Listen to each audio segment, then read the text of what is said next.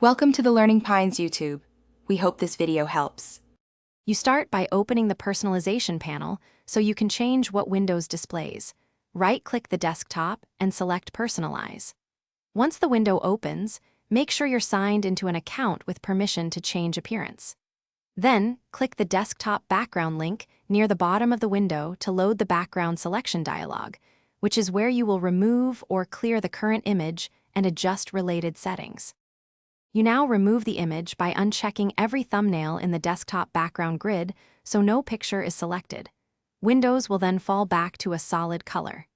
If images persist, change the picture location to an empty folder or a location with no images listed. Make sure to click Save Changes. This writes the preference so the desktop stops using a wallpaper image and uses the color or default instead. You finish by verifying the desktop now displays a solid color instead of the image. If you prefer a specific color, open Personalization and pick Desktop Background Solid Colors.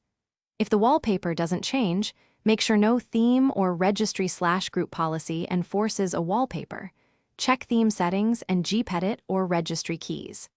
As a quick refresh, restart Explorer, exe or sign out, and sign back in to ensure your removal takes effect immediately. Thanks for watching. Consider subscribing if we helped you.